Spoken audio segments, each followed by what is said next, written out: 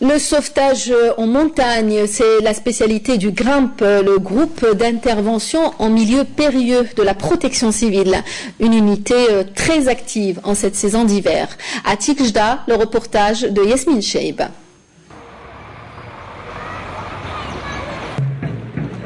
Ce ne sont pas des alpinistes ni des amateurs d'escalade.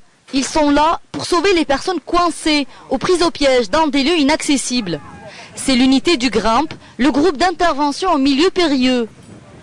Leur lieu de travail, Tikjda, sur les hauteurs de Bouira, à plus de 1400 mètres d'altitude.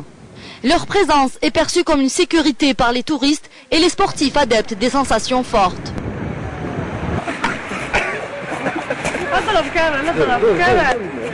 On a besoin d'eux pour les jeunes qui skient. On a besoin d'eux même quand on fait des randonnées, ils sont les premiers à monter. Ils sont à la base du sport qui se pratique ici. C'est des protecteurs. Nous, sans eux, on ne peut pas travailler ici. Effectivement, sinon je ne serais pas là avec mes enfants. Leur travail consiste à sauver des vies en dépit de la leur. Ici, nous sommes chez les GRIMP. À Tikjda, les interventions se multiplient par 3 en période hivernale. Dès notre arrivée, les spécialistes de la sécurité en montagne sont appelés à intervenir.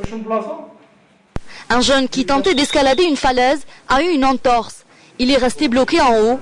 Pour les GRIMP, ce genre d'intervention est fréquent, donc tout le matériel est rangé méthodiquement et prêt à une utilisation immédiate. Les équipiers du GRIMP s'activent. En quelques minutes, ils sont déjà en route.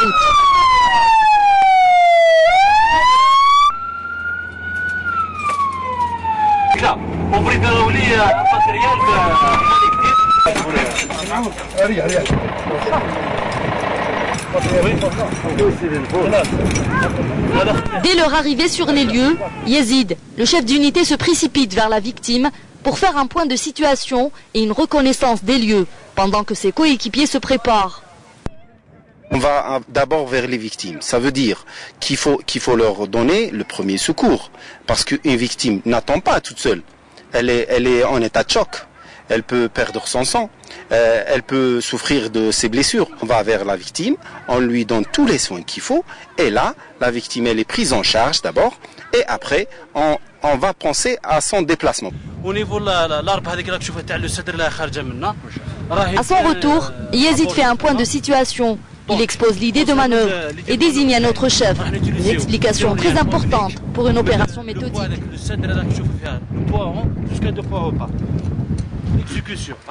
Oui. L'environnement sévère. Donc maintenant la victime تاعنا راهي abordée.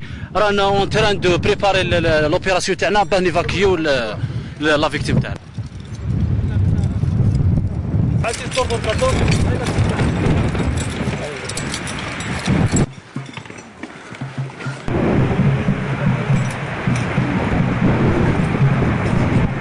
الضحية هذا لقينا عنده كسر على مستوى الرجل وضحية راه بردان. Par rapport à la route, nous sommes à 30 mètres d'altitude. Les équipiers du groupe d'intervention rapide en milieu périlleux vont effectuer l'une des opérations les plus délicates où seuls les intervenants ayant le IMP2 ou IMP3 peuvent la manœuvrer.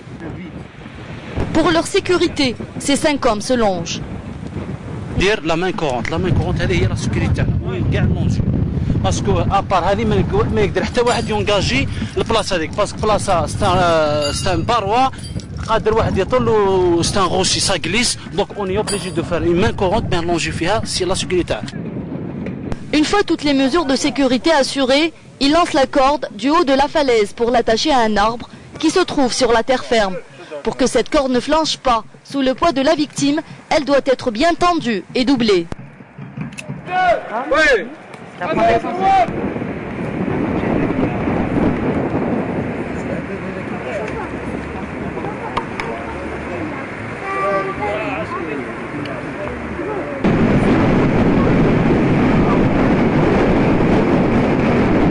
Concernant la victime, on a évacué la victime, c'est un milieu sécurisé.